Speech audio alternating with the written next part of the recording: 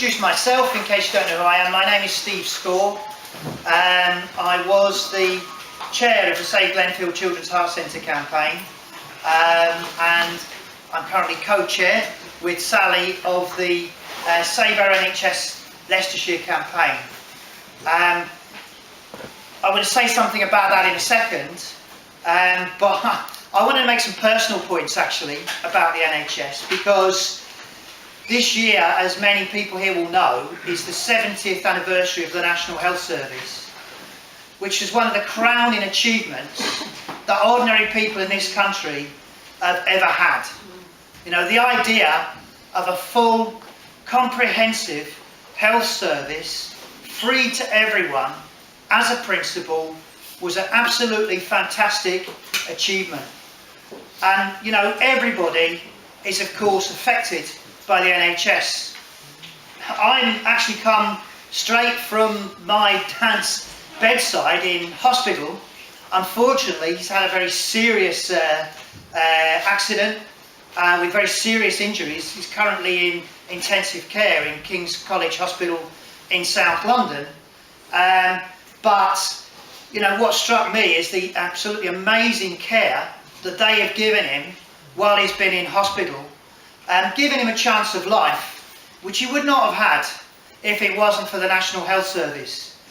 And just the thought of how much money it would have cost to treat him, I mean, in intensive care, with that level of care, the technology, the staffing and so on that goes on, is massive.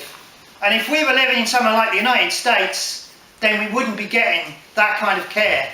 It would be basically bankrupting not just him but the entire family just to get treated in reality.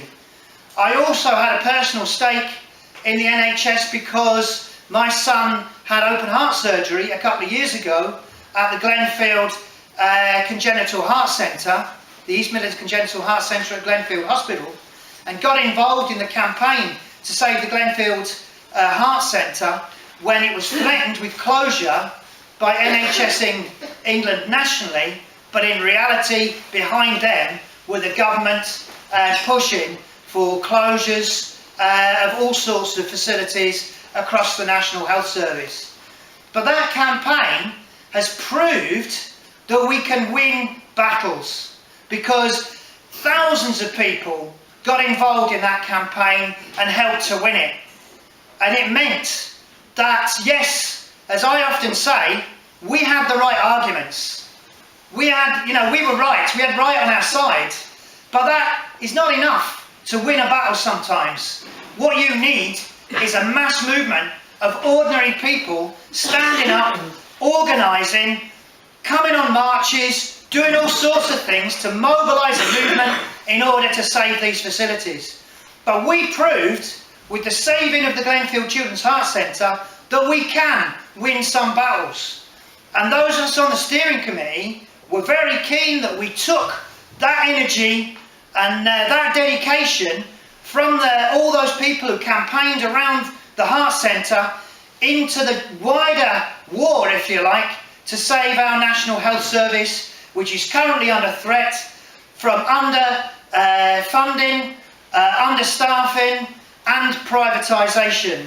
That will be explained a bit more by our two speakers that we have tonight. We're very lucky to have Sarah Lee Barnett from the Royal College of Nursing, who I think is a regional secretary, regional organiser for the RCN, who's been involved in our campaign to save NHS Leicestershire. By the way, just to say, effectively this is the launch meeting of that campaign, because all that's happened so far is the members of the Glenfield Steering Committee decided we want to continue and set up a new campaign to fight alongside all the other hundreds of campaigns there are around the country to defend local health services, link up with those, and particularly to build the fight alongside other organisations that have already been fighting that fight in Leicestershire, which includes the trade unions, it includes the campaign against NHS privatisation, which is a long-standing campaign locally that has fought on these issues,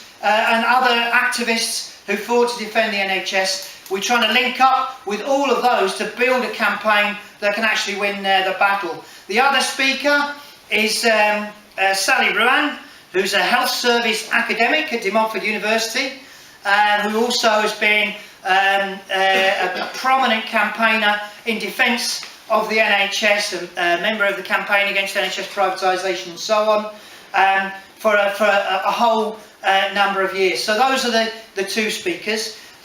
We did